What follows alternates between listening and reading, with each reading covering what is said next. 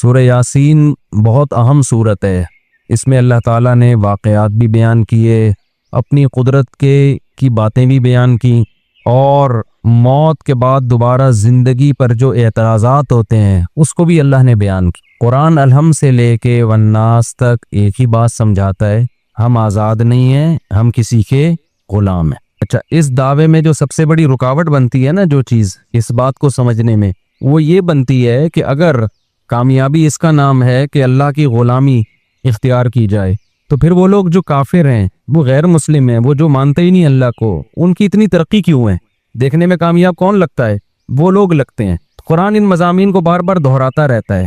سورہ یاسین میں بھی اللہ نے دہرایا ہے کہ اس ظاہری ترقی سے، اس ظاہری چمک دھمک سے، اس ظاہری تعیش اور عیش پرستی سے دھوکہ مت کھاؤ۔ یہ دنیا امتحان گاہ ہے، ایگزامینیشن ہال ہے۔ ایگزامینیشن ہال میں رزلٹ اناؤنس نہیں ہوتا، رزلٹ کی اناؤنسمنٹ کے لیے اللہ نے آخرت کا دن رکھا ہے۔ آخرت قائم ہوگی، اس کے لیے اللہ نے عقلی دلائل بھی دی۔ عقلی کا مطلب وہ دلائل جو کھوپڑی میں آتے ہیں، اور نقلی دلائل کہتے ہیں جو نقل یعنی جو واقعات ہیں، کہ کیسے کیسے پیغمبروں نے قوموں پہ محنت کی ہے، لیکن ان قوموں نے کیسی نالائقیاں ان کے سامنے کی اور کیسا ان کا برا انجام ہوا۔ تو ہم یہاں سے شروع کرتے ہیں۔ اللہ نے فرمایا وَاضْرِبْ لَهُمْ مَثَلًا أَصْحَابَ الْقَرْيَةِ، اے نبی آپ ان کو ایک بستی والوں کا واقعہ سنائیں۔ یہ حضرت عیسیٰ علیہ السلام کے دور کے قریب کی کوئی بستی ہے۔ اِذْ جَاءَهَا الْمُرْسَلُونَ، ان بستی والوں کے پاس پیغمبر آئے، اللہ نے 2 پیغمبروں کو بھیجا، قوم نے انکار کیا۔ فَعَزَّزْنَا بِثَالِثٍ، دونوں کو اللہ نے طاقت دی تیسرے کے ذریعے بھی۔ 3 پیغمبر ہو گئے۔ بنی اسرائیل میں نا ایک وقت میں کئی پیغمبر آئے ہیں، کئی پیغمبر آئے ہیں۔ فَقَالُوا إِنَّا إِلَيْكُمْ مُرْسَلُونَ، کہنے لگے ہمیں کس کی، تمہاری طرف۔ ان پیغمبر نے ان کو کیا کہا؟ وہ جواب میں کہنے لگے مَا أَنْتُمْ إِلَّا بَشَرٌ مِثْلُنَا، تم تو ہماری طرح کے انسان ہو۔ میں بار بار کہتا ہوں، جتنے بھی اہل اللہ گزرے ہیں، جتنے بھی پیغمبر گزرے ہیں، جو سچی مچی کے اللہ والے تھے نا، سب کو یہی تانے دیے گئے کہ آپ ہماری طرح کے انسان، آپ کھاتے ہیں، آپ نارمل لائف گزارتے ہیں، آپ سوتے ہیں، صبح اٹھتے ہیں اور پراٹھے کھا رہے ہیں، ٹھیک ہے نا، انڈوں پہ مرغی کو بٹھا کیوں رہے ہیں، آپ سوئمنگ کیوں کر رہے ہیں؟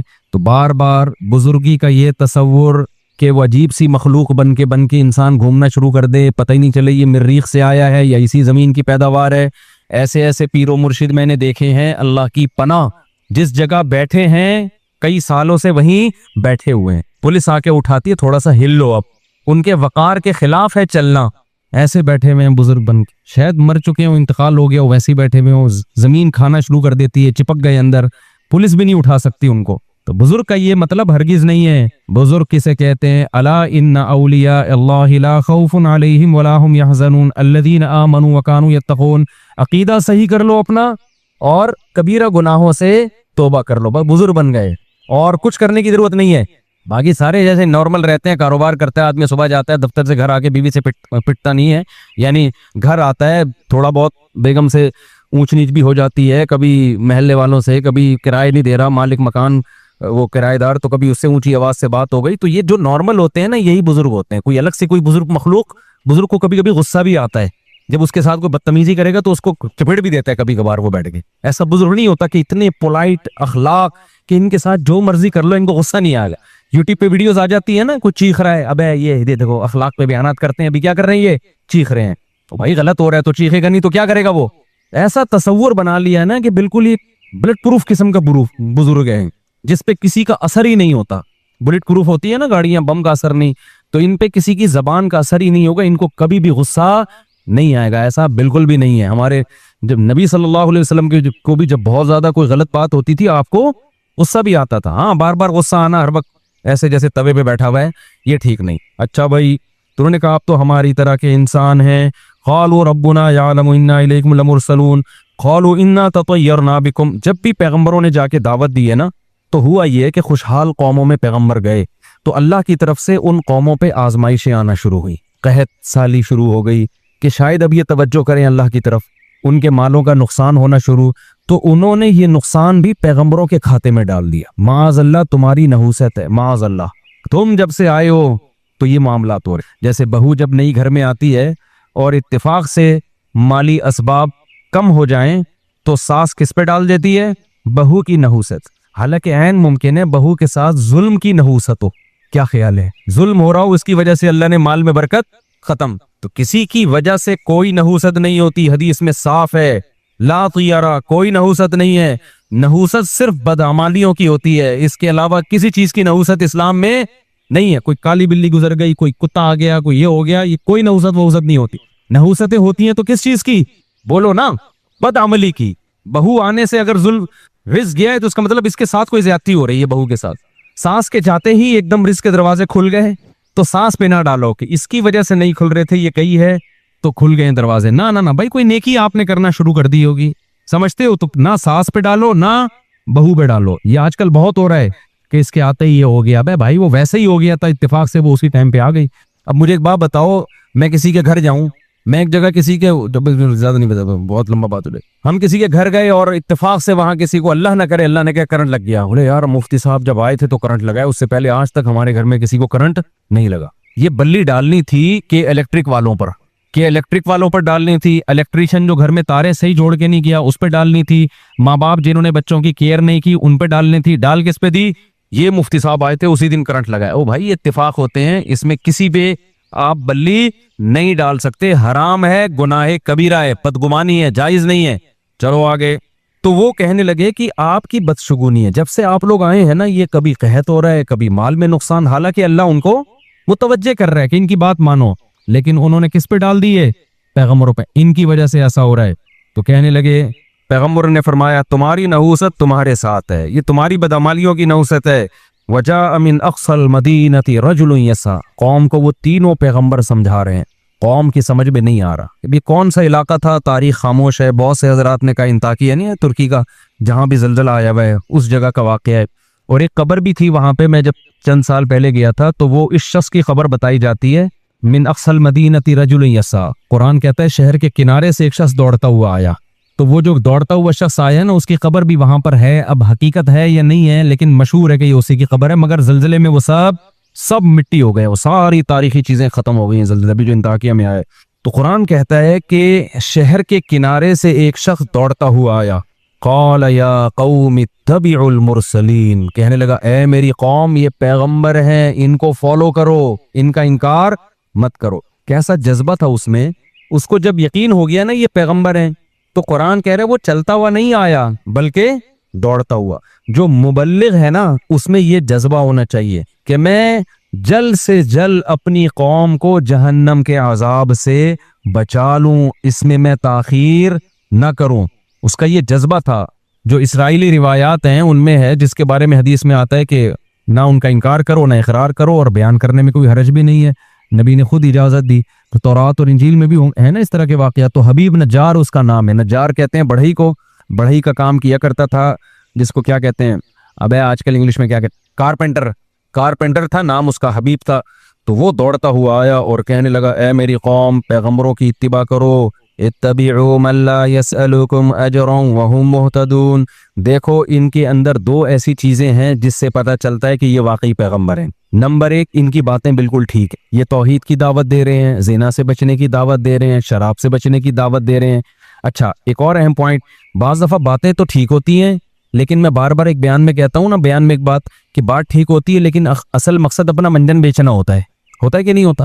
جیسے بس والا جب بس میں چڑھتا ہے، بس میں جب آپ سفر کرتے ہیں، ایک بندہ چڑھتا تھا، ہمیں اب پتہ نہیں چڑھتے ہیں کہ نہیں چڑھتے. پہلے زمانے میں وہ پہلے نماز کی ترغیب دے گا، درود و سلام کا نذرانہ پیش کرے گا، پھر وغیرہ وغیرہ بہت ساری، آخر میں چندہ مانگنا شروع، یا پھر اپنی وہ ٹافی بیچنا کہ گلے کو صاف کرتی ہے، پھیپڑوں کو آرام پہنچاتی ہے. 5 روپے کی ٹافی ہے اور ٹی بی ختم کر دے گی، کہ پھیپڑوں کا کینسر ختم کر دے گی. تو قیمت صرف کیا ہے؟ تو وہ لوگ بھی شروع میں وہ درود بھی پڑھ رہا ہوتا ہے، نماز روزے کی ترغیب بھی، باتیں ساری صحیح کر رہا ہے، لیکن مقصد کیا ہوتا ہے اس کا؟ اپنا منجن. تو بعض دفعہ مذہب کا لیبل لگایا جاتا ہے، باتیں ساری صحیح ہوتی ہے، لیکن پیچھے کیا ہوتا ہے؟ آپ کا مفاد، ریاست چاہیے یا پیسہ چاہیے ہوتا ہے. تو کتنا عقل مند تھا وہ شخص جو بڑھئی کا کام کرتا تھا، لیکن اس نے کہا ہے میری قوم یہ دو صفات ان میں ایسی ہیں جن سے صاف پتہ چلتا ہے کہ یہ سچے لوگ ہیں، یہ جھوٹے نہیں ہیں۔ نمبر ایک، یہ تم سے کوئی اجر کا مطالبہ نہیں کر رہے، اس دعوت میں ان کا دنیا کا کوئی فائدہ نہیں ہے بلکہ پوری قوم کی مخالفت۔ اس سے پہلے قرآن میں ہے کہ انہوں نے کہا کہ ہم آپ کو پتھروں سے مار کے ہلاک کر دیں گے، یہ دھمکیاں مل رہی تھی ان پیغمبروں کو، رجم کریں گے۔ سمجھ رہے ہو کہ نہیں سمجھ رہے؟ یعنی ایسے ہی قتل نہیں کریں گے، زمین میں گاڑ کے پتھروں سے مار کے ہلاک کر دیں گے اگر دعوت سے پیچھے نہیں ہٹے، اور وہ پھر بھی اپنی دعوت سے پیچھے نہیں ہٹے۔ تو اس شخص نے کہا کہ دیکھو اتنی بڑی موت کی دھمکی، اور وہ دھمکی پر غالب بھی ہے کہ یہ عمل کریں گے کیونکہ قوم زیادہ ہے، یہ کتنے، یہ تو تھوڑے سے ہیں۔ اتنی بڑی دھمکی، نہ ان کا پیسوں کا مفاد، نہ ان کو عہدہ چاہیے، نہ ریاست چاہیے، اور وہم مہتدون، اور بات بھی ان کی کیا ہے؟ درست ہے، خود بھی پھر اس پر خود بھی عمل کر رہے ہیں۔ تو ایسے لوگوں کی اتباع کیوں نہیں کرتے؟ سمجھ میں آ رہی ہے کہ نہیں آ رہی ہے؟ آج کے حالات میں ان آیتوں کو اپنے اوپر منطبق کریں۔ علماء آپ سے کیا کہتے ہیں بھائی کہ نماز پڑھو اور ہمیں 50 روپے دیا کرو ہر نماز کے؟ کیا ہو گیا میرے بھائی، 50 روپے دیا کرو؟ علماء یہ کہتے ہیں کہ روزہ رکھو اور ہر مولوی کو ایک روزے کے 100 روپے۔ کوئی فائدہ ہے آپ کے روزہ رکھنے سے مولوی صاحب کو یا علماء کو کوئی فائدہ ہے؟ تبلیغ والے کہتے ہیں سروزے کے لیے نکلو، تو کیا مطلب جب نکلو گے تو گوشت سستا ہو جائے گا تبلیغ والوں کا، یہ ٹماٹر سستے ہو جائیں گے اس سے؟ کوئی اپنا کوئی کچھ، وہ کہتے ہیں اپنا پیسہ لگاؤ، ہم بھی اپنا پیسہ لگا کے ہی آئے ہیں آپ کے گھر میں دعوت دینے کے لیے۔ تو بھائی علماء کا کوئی فائدہ نہیں ہے، آپ شراب چھوڑ دو، آپ زنا چھوڑ دو، عورتیں پردہ کر لیں، آپ رمضان کے روزے رکھ لو، آپ حج فرض ہو جائے تو حج کر لو، آپ داڑھی رکھ لو، علماء کا اس میں کوئی فائدہ نہیں ہے، تو پھر کیوں فالو نہ کیا جائے؟ تو شخص نے آگے کہا وَمَا لِيَ لَا أَعْبُدُ الَّذِي فَطَرَنِي، مجھے کیا ہو گیا کہ میں اس خدا کی عبادت نہ کروں جس نے مجھے پیدا کیا؟ یہ پیغمبر اپنی عبادت پہ تھوڑی ہمیں لے کر آ رہے ہیں، ایک ایک لفظ جو ہے نا سمجھنے کا ہے اس سورہ یاسین کا۔ یہ پیغمبر ہمیں اپنا غلام نہیں بنا رہے، ہمیں اپنی عبادت پہ نہیں لا رہے، یہ نہیں کہہ رہے کہ ہمارے ہاتھ چوما کرو، ہمیں سجدہ کیا کرو، نا نا نا نا نا، یہ انٹروڈکشن کس کا کروا رہے ہیں؟ اللہ کا، جس نے پیدا کیا، کہہ رہے ہیں اس کی عبادت کرو۔ عیسائیت جو تباہ ہوئی ہے نا، اس میں بڑا مسئلہ کیا ہوا؟ جب کوئی جرم کرتا پادری نے کہا میرے ہاتھ پہ آ کے توبہ کرو گے اور جرمانہ بھرو گے تو گناہ معاف ہوگا ورنہ نہیں۔ حالانکہ عیسیٰ ابن مریم کی یہ تعلیمات نہیں تھی، عیسیٰ ابن مریم کی وہی تعلیمات تھی جو قرآن میں ہے وَمَن يَعْمَلْ سُوءًا أَوْ يَظْلِمْ نَفْسَهُ ثُمَّ يَسْتَغْفِرِ اللَّهَ، گناہ کر کے خدا کو نہ، بھائی آپ نماز کے بعد مجھ سے ملیے گا، وہ جو بیٹھے ہوئے ہیں نا، ٹھیک ہے، تو گناہ کر کے اللہ نے کیا فرمایا؟ گناہ جو کرتا ہے ناراض کس کو کیا ہے؟ اللہ کو۔ تو مولوی کے ہاتھ پہ توبہ استغفار کرنے کی ضرورت نہیں ہے، گناہ کر کے ناراض کس کو کیا؟ اللہ کو۔ تو کس کے پاس جائے گا؟ اللہ کے پاس۔ تبھی ہم لوگوں سے منع کرتے ہیں بھائی اپنے گناہ آ کے ہمارے سامنے بیان نہ کیا کرو۔ ہاں علماء نے ایک بات لکھی ہے، کوئی گناہ اگر چھوٹ نہیں رہا نا، عادت پڑ گئی ہے، تو عادت چھڑوانے کے لیے کسی سے اصلاح لینی پڑتی ہے انسان کو۔ جیسے شراب کی عادت پڑ گئی تو آپ ڈاکٹر کو بتاتے ہو نا جی عادت پڑ گئی ہے، تو ڈاکٹر گائیڈ کرے گا بھئی یہ ہے، یہ آلٹرنیٹ ہے، ایسے کرو۔ تو ایسے ہی کسی گناہ کی عادت پڑ جائے تو کسی عالم کو اس غرض سے بتانا کہ حضرت مجبور ہو گیا ہوں، چھوٹ نہیں رہا، آپ کوئی ایسا طریقہ بتا دیں جس سے یہ گناہ چھوٹ جائے، یہ جائز عمل ہے، اس سے کوئی تعلق نہیں۔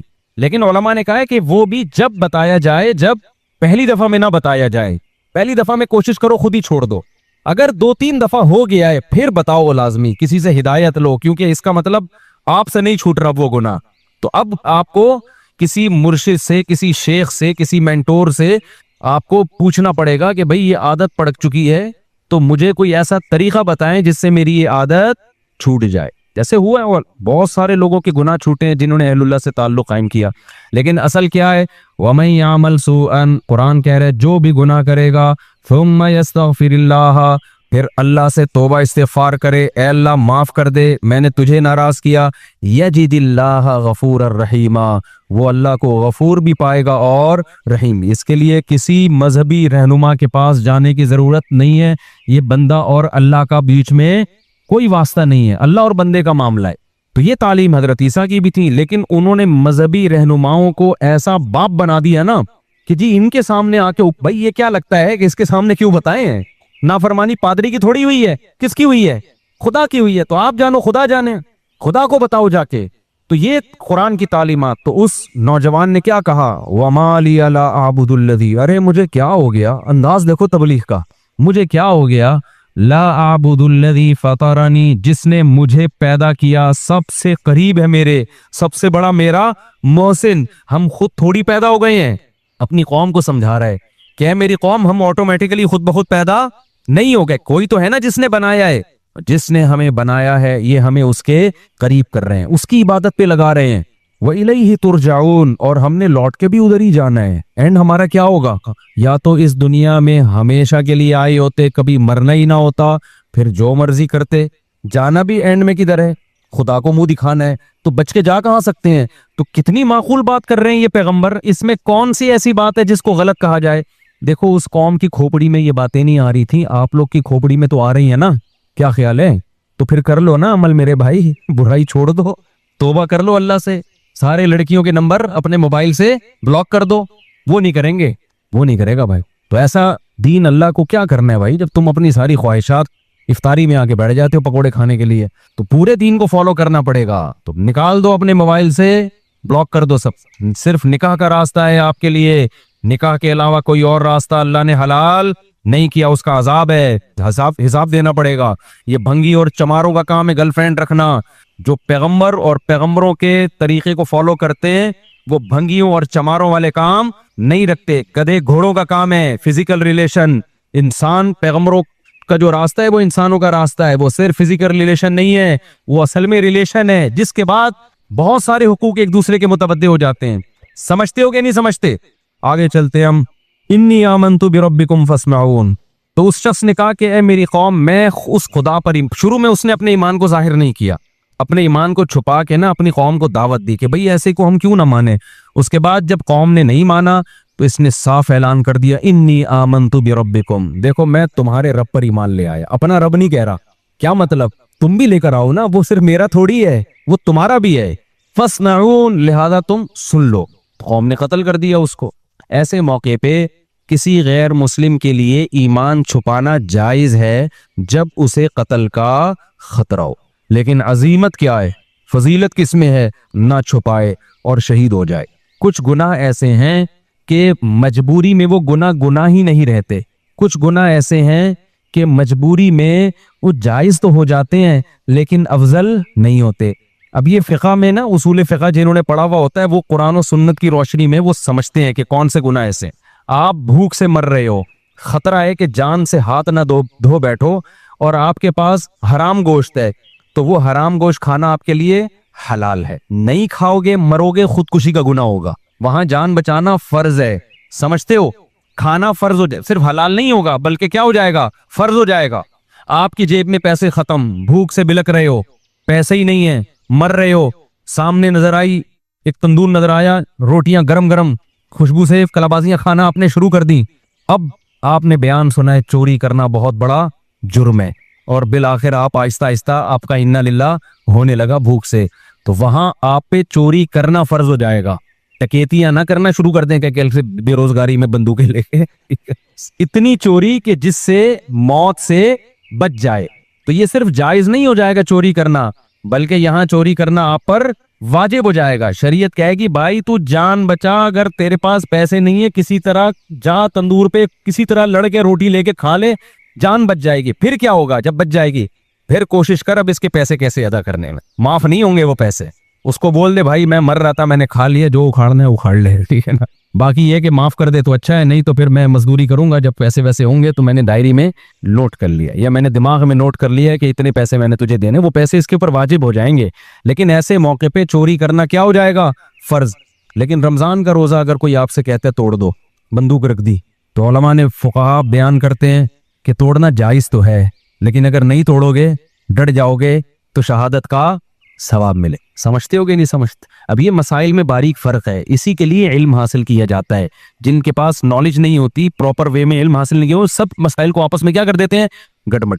اسی طرح یاد رکھو کہ اگر کسی نے آپ کو گن پوائنٹ پہ بولا کہ کافر بن جاؤ، کلمہ کفر زبان سے بولو میں ہندو ہوں، بولو میں عیسائی ہوں، اسلام چھوڑ دو، تو جان بچانے کے لیے اسلام چھوڑنا ایسے موقع پہ اوپر سے، دل سے نہیں، صرف زبان سے کلمہ کفر کہنا کیا ہو جائے گا؟ جائز.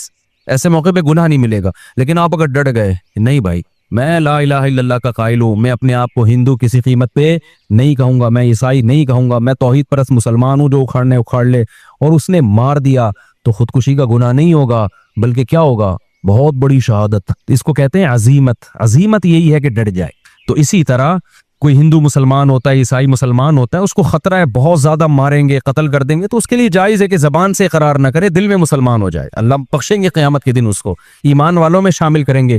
لیکن اگر وہ ڈر جاتا ہے کہ نہیں بھائی مجھے مار دو, میں شہادت کے لیے تیار ہوں, تو یہ بہت بڑی شہادت ہے, اس میں بہت بڑا اجر ملے گا جیسے کہ اس کو ملا. یہ ڈٹ گیا. ڈٹنے سے فائدہ ہوتا ہے کہ موٹیویشن بہت ملتی ہے سامنے والے کو, یار اتنا مضبوط تو کچھ ہوگا نا, اس میں جان ہوگی اس مذہب میں, تبھی تو ڈٹ گیا ہے. تو وہ جو نجار تھا نا وہ بھی ڈٹ گیا. جب قوم پیغمبروں کو دھمکیاں دے رہی تھی ہم پتھروں سے مار کے ہلاک کریں گے, تو اس کو تو زیادہ دھمکیاں دیں گے, تو ہماری قوم کا آدمی ہے بھائی, تو ادھر کیسے چلا گیا؟ تو اس نے کہا انی آمنت بربکم فاسمعون, میں رب پہ ایمان لے آیا ہوں. جیسے حضرت عمر ڈٹ گئے تھے نا نبی کے دور میں, جب مکہ میں لوگ مسلمان ہو رہے تھے تو چھپ کے مسلمان ہوتے تھے کیونکہ بہت زیادہ خطرات تھے, بہت ظلم ہوتا تھا جو مسلمان ہو جاتے. حضرت عمر جب مسلمان ہوئے نا تو مسجد حرام میں جا کے اعلان کر دیا کہ میں کیا ہو گیا ہوں, مسلمان ہو گیا ہوں, ایسی کی تیسی, جو اکھاڑنا ہے آ کے اکھاڑ. بلکہ بولا کہ جس کو اپنی بیوی کو بیوہ کروانا ہے تشریف لا سکتا ہے وہ, یعنی الٹا ان کو دھمکیاں دینا شروع کر دی. جس کو اپنے بچے یتیم کروانے کا شوق ہے مارکیٹ میں آ جائے, میں ہو گیا ہوں مسلمان, آ جائے, ٹھیک ہے نا. اور جس کو شوق ہے کہ بیوی بیوہ ہو جائے تو وہ بھی مجھے آ کے روک سکتا ہے. ہم یہی نماز پڑھے گا. تو یہ طاقت تھی, تبھی تو نبی نے دعا مانگی تھی, اے اللہ ابو جہل کے ذریعے اسلام کو طاقت دے, یا عمر بن خطاب کے ذریعے. اللہ کو عمر بن خطاب پسند تھے تو اللہ نے کس کے ذریعے طاقت دے دی, عمر بن خطاب, اور ایسی پھر حکومت قائم کی 22 لاکھ مربع میل پر. حضرت عمر کے دور میں کوئی سیاسی اختلاف بھی نہیں ہوا ہے, خاندانی حکومت ہوئی ہے کس کے دور میں, عمر کے دور میں. کوئی سر اٹھا کے حضرت عمر کس قدر اللہ کا خوف تھا. دیکھو بیماری میں جب شہادت کا وقت تھا نا, اس وقت ایک نوجوان عیادت کے لیے آیا, اس کا ازار ٹخنوں سے نیچے تھا, جانے لگا تو حضرت عمر نے اس وقت بلایا, بولے اس ازار کو کیا کرو, اوپر کرو. اس وقت بھی نہیں علی المنکر چھوڑا نہیں ہے کہ جو موقع ملا تبلیغ کا وہ کر دو. تو یہ لوگ تھے جو اللہ کی رضا میں فنا ہو چکے تھے. چلو ہم آگے چلتے ہیں.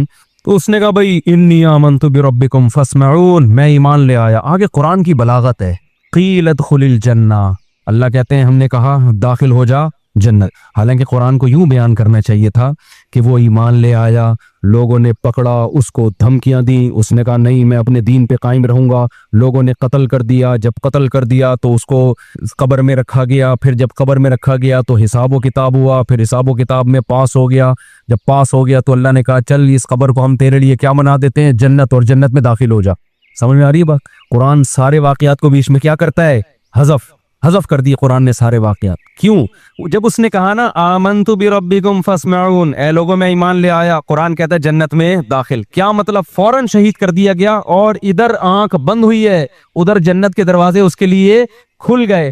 اس سے پتا چلا کہ ادھر اور ادھر میں زیادہ ڈسٹینس نیک لوگوں کے لیے زیادہ ڈسٹینس نہیں ہے. اب سوال پیدا ہوتا ہے بھئی حساب تو ہوتا ہے نا.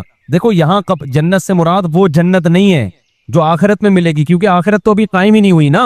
بھئی کیا ہو گیا, ابے پاگل بیٹھا ہوں, سمجھ میں آ رہی ہے بات؟ وہ جنت نہیں, کیونکہ قیلا کا مطلب اس سے کہہ دیا گیا کہ جنت میں داخل ہو جا, حالانکہ ابھی داخل ہوا نہیں ہے. اور آگے اس کے جو الفاظ تھے وہ بھی قرآن بیان کر رہا ہے کہ جیسے ہی اس کو حکم ہوا جنت میں داخل ہو جا, اس نے کیا کہا, اس نے کہا کہ یا لیت قومی یعلمون, ہائے کاش میری قوم یہ منظر اپنی آنکھوں سے دیکھ لے, بما غفر لی ربی, میرے رب نے میری خطاؤں کو کیسا معاف کیا, وجعلنی من المکرمین, اور کیسا مجھے پروٹوکول مل رہا ہے یہاں پہ. تھوڑا سا فاصلہ آنکھ کھلنے اور آنکھ بند ہونے کا, کاش اس جہان میں میری قوم جھانک کے دیکھ لے. اس کو بھی افسوس ہو رہا تھا نا, خیر خواہی اتنی تھی. دیکھو قوم نے قتل بھی کر دیا نا, تو بھی یہ نہیں کہہ رہا قتل ہونے کے بعد اللہ کرے یہ بھی مریں, بلکہ کہہ رہے ان بے وقوفوں کو کتنی بڑی خیر سے محروم ہو رہے ہیں. ان کو نہیں پتا کہ انہوں نے مجھے قتل کر کے کیسے خوبصورت جنت میں داخلے کا ذریعہ بن گیا. اور یہ کاش آنکھ بند ہو اور یہ دیکھ لیں گے تو ایسا کبھی بھی نہیں کریں گے. لیکن اللہ اپنے اصولوں پہ کتنا مضبوط ہے, اللہ اس سے پردے نہیں اٹھاتا. اللہ کہتے ہیں آنکھ بند ہوئی تو پھر نہیں ہوگا. آنکھ جب تک کھلی ہوئی ہے نا, اس وقت تک توبہ کا دروازہ کھلا ہوا ہے. آنکھ بند ہوئی یا بند ہونے کے قریب ہو گئی, آدھی کھلی ہوئی آدھی بند ہے, تب بھی توبہ کا دروازہ کیا ہے؟ کیونکہ جب مرنے لگتا ہے نا انسان تو آدھا برزخ میں ہوتا ہے، آدھا کہاں ہوتا ہے؟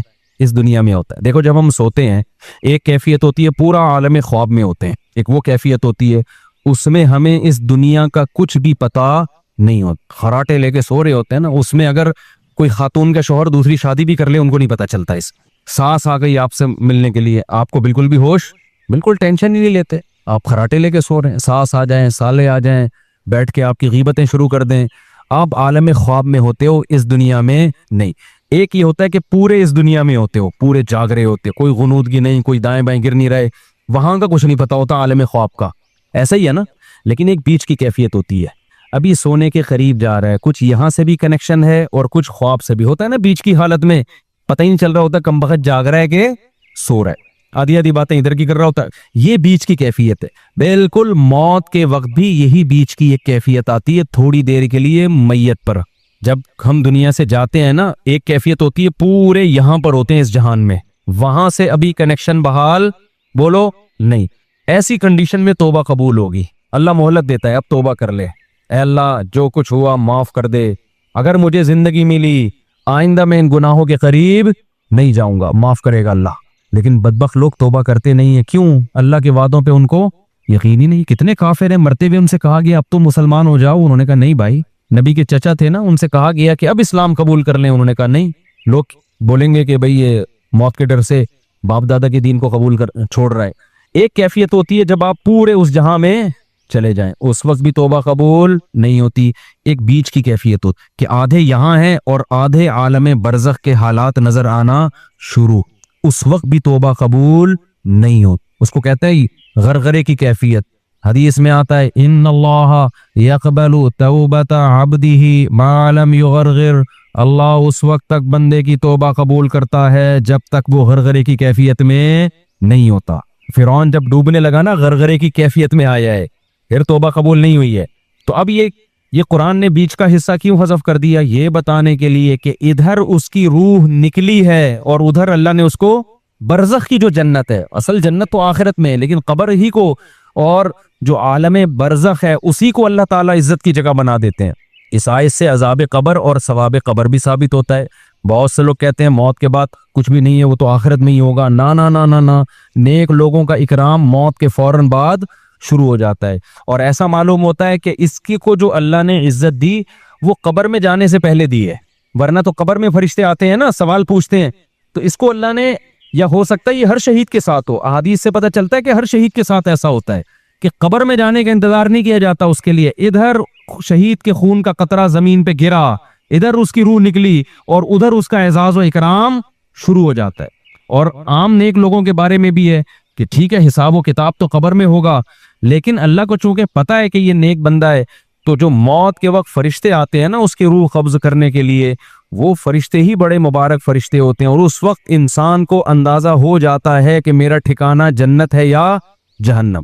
سورہ واقعہ میں بھی اللہ نے اس مضمون کو بیان کیا، سورہ نازعات میں بھی، جو روح قبض کرنے کے لیے فرشتے آتے ہیں نا، اگر وہ اکرام والے فرشتے ہیں تو سمجھ جاؤ کہ کہاں جا رہا ہے یہ اچھا ٹھکانہ، اور اگر وہ فرشتے ہی ایک جلاد بن کے آئے ہیں، ان کی شکلیں خوفناک ہیں، تو یہ خود اس کی علامت ہوتی ہے کہ اس کا ٹھکانہ اچھا نہیں ہے۔ تو قرآن کہتا ہے قال یا لیت قومی یعلمون، وہ شخص کہنے لگا ہائے کاش میری قوم کو پتہ چل جائے، ادھر توجہ رکھیں، ہائے کاش میری قوم کو پتہ چل جائے، بما غفر لی ربی وجعلنی من المکرمین، کہ میرے رب نے میری خطاؤں کو بھی معاف کر دیا اور مجھے کیسا عزت دار لوگوں میں شامل۔ کیا مطلب؟ یہاں آ کے ایک پورا ایک لوگ ہیں، روحیں ہیں جو سب مکرمین میں ہیں، جتنے اچھے لوگ اللہ نے مجھے بھی انہی میں کر دیا ہے، تو وہ ترس کھا رہا ہے، اور قوم کیا سمجھ رہی ہے؟ ہم نے کیا کر دیا؟ بندہ مار دیا۔ آپ نے مار کے اس پر ظلم نہیں کیا، کس پہ ظلم کیا ہے؟ اپنی جان پہ ظلم کیا ہے آپ نے۔ تو قرآن کہتا ہے وما انزلنا على قومه من بعده من جند من السماء وما كنا منزلين، جب اس کو شہید کیا نا قوم نے، تو اللہ کہتے ہیں ہم نے اس قوم پر تباہ کرنے کے لیے آسمان سے کوئی بڑے بڑے لشکر نہیں بھیجے، نہ ہمارا لشکروں کو بھیجنے کا ارادہ تھا۔ ان کانت الا صیحۃ واحدہ، فرشتے نے ایک زوردار چیخ ماری ہے، فاذا هم خامدون، اچانک وہ بجھ گئے۔ بجھتا کون ہے؟ इंसान बुझता है या आग बुझती है? बोलो, आग। इंसान तो नहीं बुझते। इनके लिए तो ये लफ्ज होना चाहिए था कि सारे मर गए, लेकिन अल्लाह क्या कह रहे हैं? अचानक सारे बुझ गए। ये बलागत है। आग पहले बड़े शोले मार रही होती है, ऐसा लगता है कि तबाह कर देगी सबको। पानी डालो तो ऐसी गायब होती है जैसे इसका नामो निशान था ही नहीं।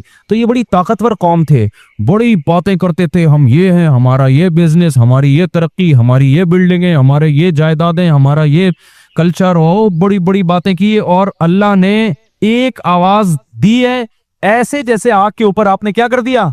पानी, और सारे गायब हो गए, सारे मर गए, सब ताकत और कुव्वत क्या हो गई? खत्म। भाई ऊपर जो है ना बच्चे बहुत ज्यादा शोर मचा रहे हैं। जिन जिन खवातीन के बच्चे हैं वो अपने बच्चों को कंट्रोल करें। बहुत ज्यादा छोटे बच्चों को तो मस्जिद में लेके ही ना आए। बहुत ज्यादा तरावी में बहुत शोर शराबे की आवाजें आ रही होती हैं, तो कंट्रोल करें उनको।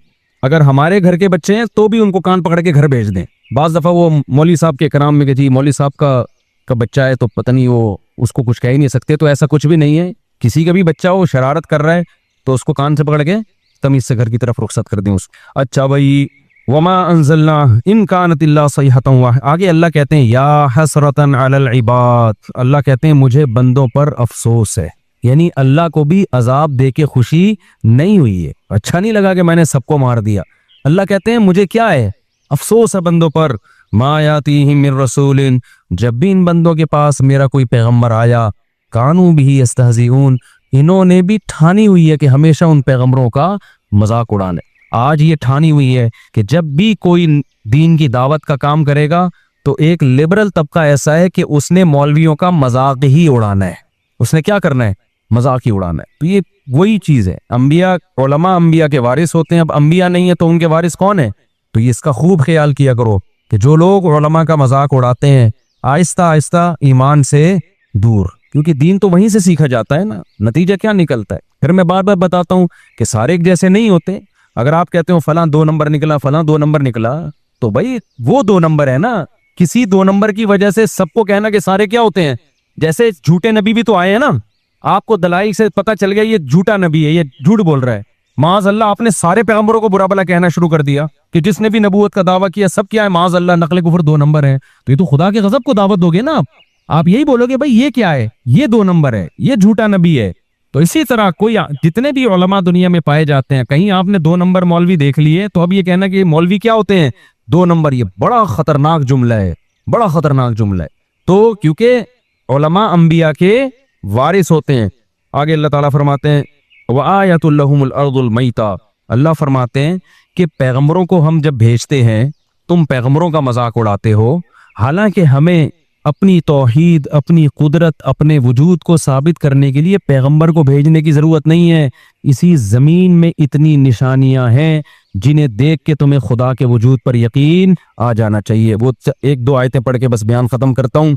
वो कहते हैं, अल्लाह ताला कहते हैं इस जमीन को देखो, ये मुर्दा पड़ी होती है, कोई खेती नहीं है इसमें, गोबर, मिट्टी, पानी, यही होता है ना। उस वक्त साइंसदान क्यों नहीं बोलते इसमें खरबूजे उगेंगे, इसमें तरबूज उगेंगे, इसमें, वो तो अपनी आंखों से देख रहे हैं तो कह रहे हैं ना। अब तो देख लिया ना कि भाई आम के बीज से क्या पैदा होता है? आम। देखा ना होता ना, फिर साइंसदानों के हवाले ये चीजें करते, कहते भाई ये कुछ भी नहीं होगा, कुछ भी नहीं होगा ये। लेकिन अल्लाह कहते हैं अहयनाहा, हम उस जमीन को जिंदा कर देते हैं। तुम उसमें एक बीज डालते हो, उस बीज से तनावर दरख्त, उस दरख्त में फिर फूल, फिर उन फूल पे मक्खियां बैठती हैं, नर मादा फूलों का मिलाप होता है, फिर उसमें कच्चा सा फल पैदा होता है, फिर वो फल बड़ा होता है, फिर उस फल को काटते हो, वही गुठली उसके अंदर होती है जो तुमने जमीन में दफन की होती है। फजर के बाद सूरह यासीन पढ़ने की फजीलत।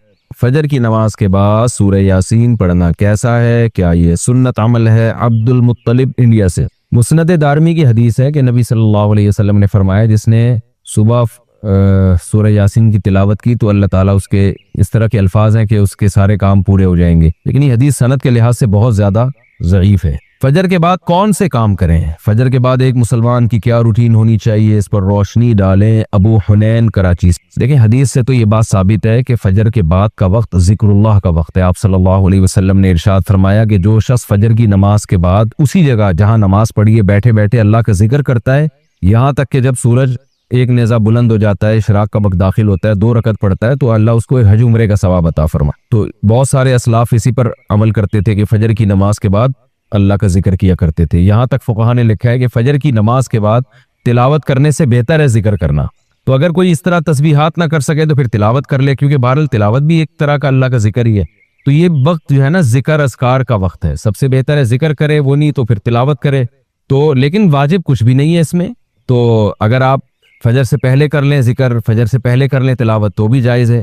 تو شریعت میں آپ کو اس کا اختیار دیا ہے، لیکن فجر کے بعد سونا فوراً یہ بہرحال شریعت میں ناجائز حرام نہ بھی ہو لیکن ناپسندیدہ ہے، بہت سارے اسلاف سے اس کی کراہت منقول ہے۔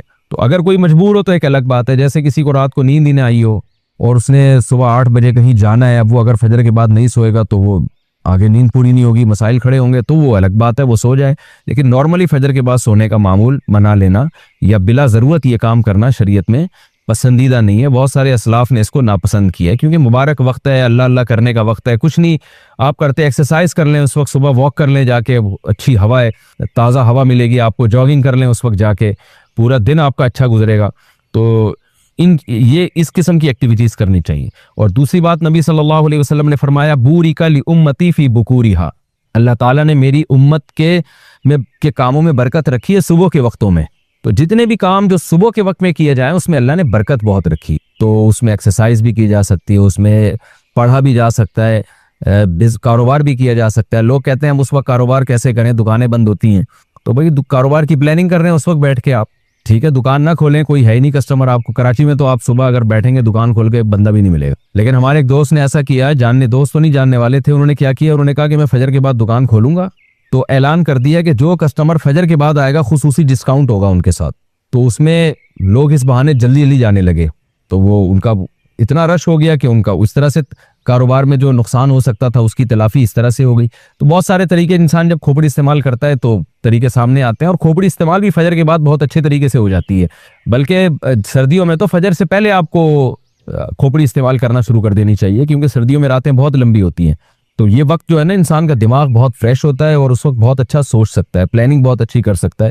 تو یہ کام فجر کے بعد یا فجر سے پہلے یا فجر کے بعد یہ کام کرنے چاہیے۔ سورہ یاسین قرآن پاک کا دل کیوں؟ سورہ یاسین کو قرآن پاک کا دل کیوں کہا جاتا ہے، اس کی کیا وجہ ہے؟ شمائلہ سبی سے شمائلہ صاحبہ نے پوچھا ہے، جی یہ بھی پوچھا تھا بیچاری خاتون نے، رمضان سے 2 مہینے پہلے پوچھا ہوگا، جواب اب مل رہے ہیں ان کو۔ جی سورہ یاسین کو قرآن پاک کا دل کہا گیا ہے، جس حدیث میں، ترمذی کی حدیث ہے، امام ترمذی نے اس حدیث میں لکھا ہے کہ یہ حدیث غریب ہے، لیکن دیگر جو محققین ہیں انہوں نے اس حدیث کو بالکل ضعیف قرار دیا ہے، اور بعض نے تو بالکل موضوع قرار دیا۔ تو موضوع قرار دینے والی بات تو تھوڑی مبالغہ لگتی ہے، لیکن ضعیف بہرحال یہ حدیث ہے جس میں آتا ہے کہ سورہ یاسین قرآن کا دل ہے، اور ضعیف بھی بہت زیادہ ضعیف حدیث ہے۔ تو اب جب کوئی کسی چیز کی فضیلت میں ضعیف حدیث ہوگی تو پھر اس میں علماء کی 2 رائے ہیں۔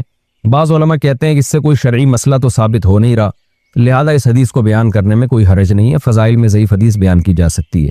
اور بعض علماء کا موقف ہے کہ نہیں بھائی، فضائل کے باب میں بھی احتیاط کرتے ہیں کہ جی حدیث صحیح ہی ہونی چاہیے۔ تو اس میں ہمارے ہاں نا غلو بہت ہے۔ بعض لوگ کیا کہتے ہیں، کسی نے سورہ یاسین کی فضیلت میں ضعیف حدیث سنا دی تو بعض لوگ ان کے خلاف کلپ بنا کے ڈال دیتے ہیں، یہ دیکھو ان کو تو پتہ ہی نہیں حدیث ضعیف ہے اور نبی پر بہتان باندھ رہے ہیں، اور دیکھو ان کے پاس علم نہیں ہے۔ تو یہ بھی جہالت کی بات ہے، ضعیف حدیث اور موضوع میں فرق ہوتا ہے۔ تو اور بعض کیا کرتے ہیں، ان کا معیار ایسا ہوتا ہے، اتنا گر جاتا ہے کہ ان کو صحیح حدیث سے پتہ نہیں کچھ چڑ سی ہو جاتی ہے، وہ کبھی کسی موضوع پر التزام ہی نہیں کرتے کہ ہم صحیح حدیث پیش کر دیں لوگوں کے سامنے، اس بارے میں صحیح حدیث بھی ہوتی ہیں اس موضوع سے متعلق۔ تو اس لیے اعتدال کی رائے یہی ہے کہ آپ کا جو موقف ہے آپ وہ بیان کر دیں اور دوسرے پہ طنز نہ کریں آپ۔ تو ہماری رائے یہی ہے کہ جب ہمارے پاس صحیح احادیث سے اتنی چیزوں کی فضیلتیں ثابت ہیں تو ہمیں ضعیف کی طرف جانے کی ضرورت نہیں ہے۔ تو میرا تو طریقہ یہی رہا ہے کہ بھئی جب سورہ یاسین کے بارے میں جو یہ حدیث ہے کہ قرآن پاک کا دل ہے، یہ صحیح حدیث نہیں ہے، تو میرا موقف یہی ہے کہ اس میں احتیاط کی جائے، نہ بیان کی جائے وہ حدیث۔ لیکن اگر کوئی عالم یہ حدیث بیان کرتے ہیں ممبر پہ سورہ یاسین کی فضیلت میں، تو ان پہ طنز نہیں کیا جا سکتا، کیونکہ کوئی شرعی مسئلہ نہیں بیان کیا جا رہا، کیونکہ سورہ یاسین کا مضمون بہرحال اتنا جاندار، اتنا شاندار ہے کہ اس ضعیف روایت کی تائید اس سے بہرحال ہوتی ہے کہ اس کے مضمون کو جب آپ دیکھتے ہیں تو لگتا ہے کہ یہ واقعی قرآن پاک کا دل ہے۔ اولم یر الانسان انا خلقناہ من نطفۃ فاذا هو خصیم مبین، نبی کے پاس ایک شخص جو ہے نا قبر کی بوسیدہ ہڈی لے کر آیا اور کہنے لگا اس میں جان کون ڈالے گا؟ سورہ یاسین میں اللہ نے آخری رکوع نازل کیا کہ یہ انسان جو آپ کے پاس ہڈی لے کر آیا ہے یہ دیکھتا نہیں ہے ہم نے اس کو منی کے قطرے سے بنایا، اور آج یہ ہم پہ اعتراض کر رہا ہے کہ اس بوسیدہ ہڈی میں کون جان ڈالے گا۔ قل یحییھا الذی انشأھا اول مرہ، آپ اسے کہتے ہیں وہی جس نے اس ہڈی کو پہلی دفعہ بنایا نا، اسی ہڈی سے پوچھیے، بتائے گی جس نے مجھے پہلی دفعہ بنایا ہے وہ مجھے دوبارہ بھی بنا سکتا ہے۔ تو ایسے جاندار مضامین ہے سورہ یاسین کے، تو اس لحاظ سے اس کو دل کہہ دینے میں کوئی حرج نہیں ہے، لیکن بہرحال اس بارے میں جو روایت ہے وہ کافی ضعیف روایت ہے۔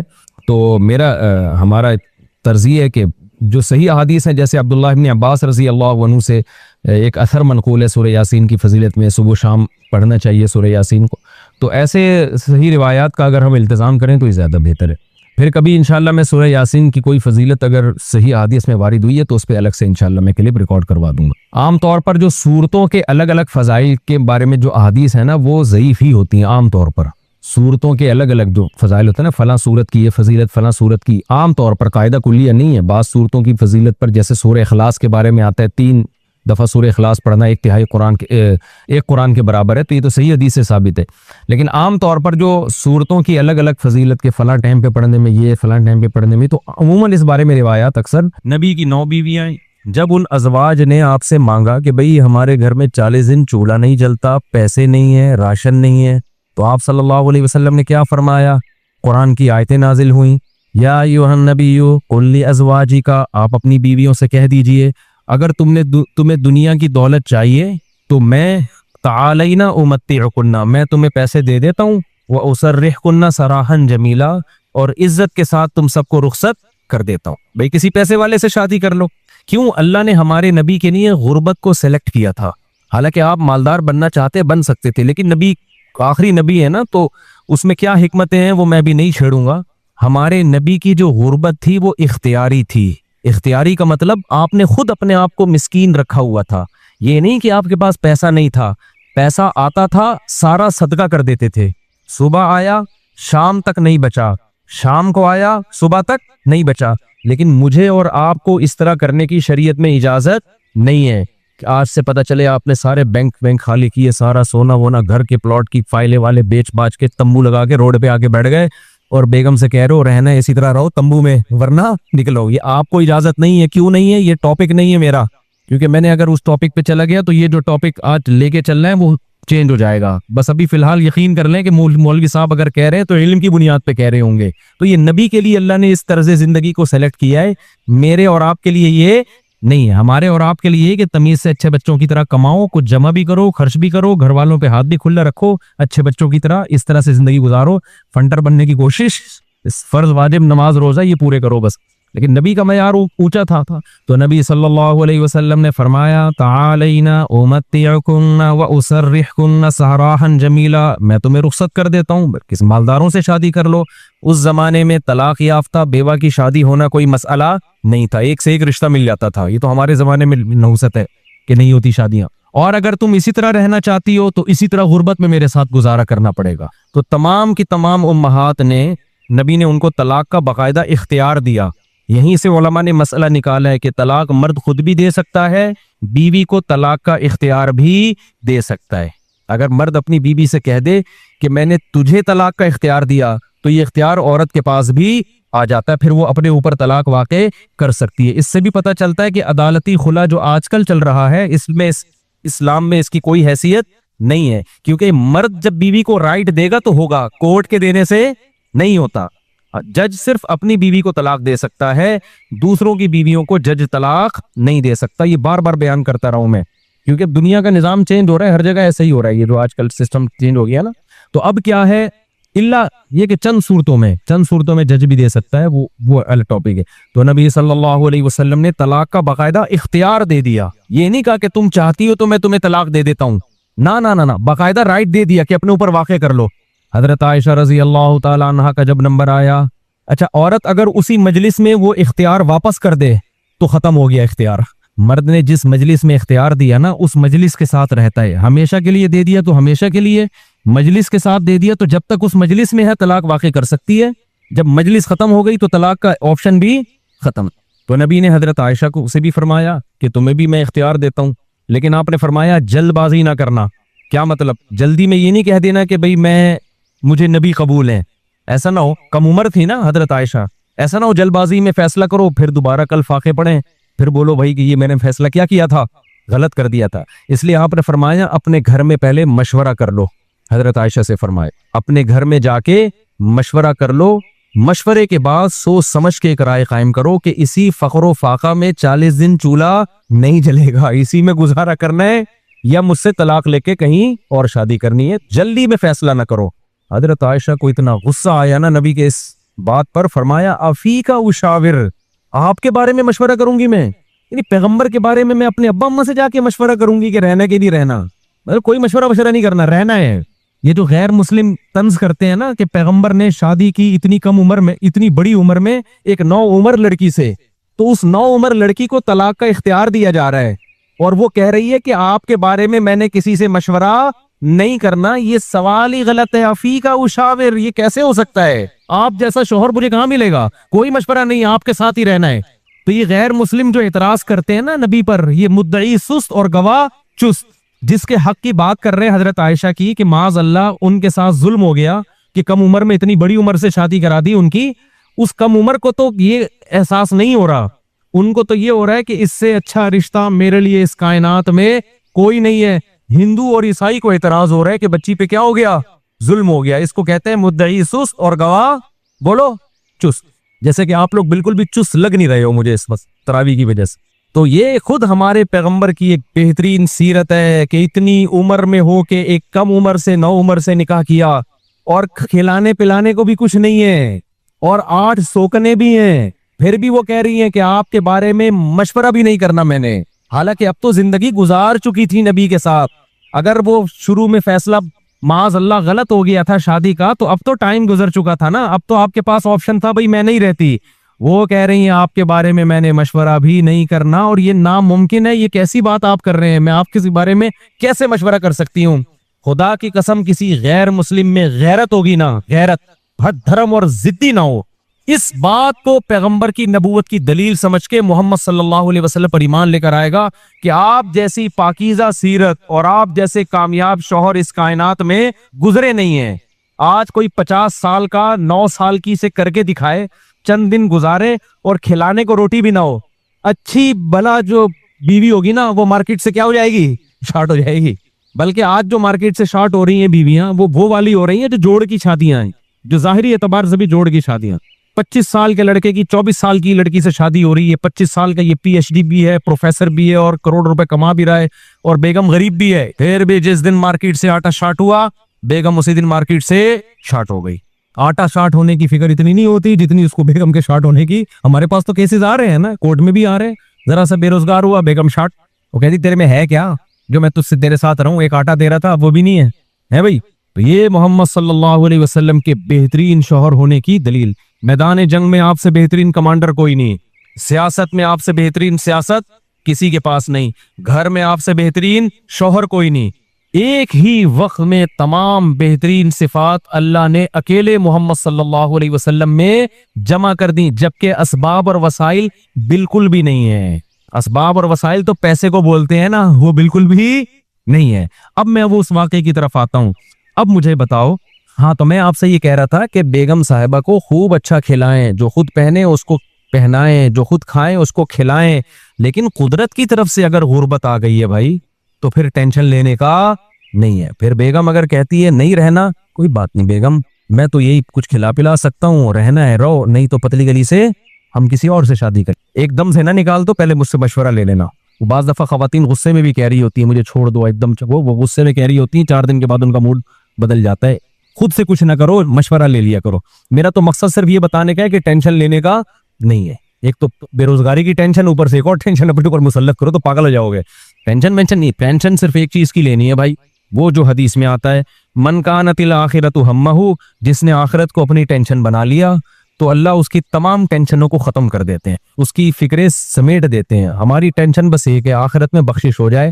نہ بیگم ٹینشن ہے ہماری, نہ بچے ہماری ٹینشن ہے, نہ کوئی اور ہماری ٹینشن ہے, نہ گورنمنٹ ہماری ٹینشن. میری ٹینشن یہ ہے کہ مجھ سے قیامت کے دن سوال ہوگا, میں اس سوال میں پورا اترتا ہوں یا نہیں. اب آٹا مہنگا ہونے کی ٹینشن ہم کیوں نہیں لے رہے کہ ہماری وجہ سے نہیں ہوا, میری وجہ سے ہوا ہوتا نا تو میں ٹینشن لیتا کہ آخرت میں چترول کس کے لگیں گے، میری وجہ سے تھوڑی ہوا ہے۔ اب اگر ہمارے پاس مسائل ہیں تو مہنگا آٹا خریدیں گے، وسائل نہیں ہیں تو بیگم کو بولیں گے پاپے چائے میں ڈبو کے، پاپے بھی آٹے کے بنتے ہیں۔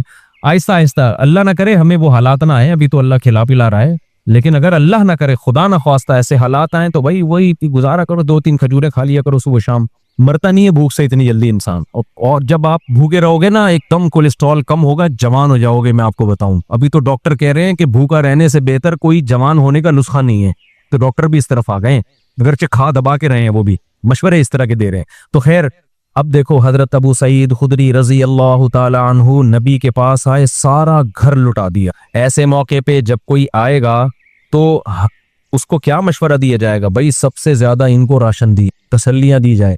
لیکن نبی کے سامنے آئے، ہاتھ پھیلایا، یا رسول اللہ میری ماں نے بھیجا ہے، باپ بھی شہید اور بھائی بھی شہید، اور احد میں آپ کی خاطر شہید ہوئے ہیں، آپ نے کہا تھا لڑائی کے لیے جاؤ۔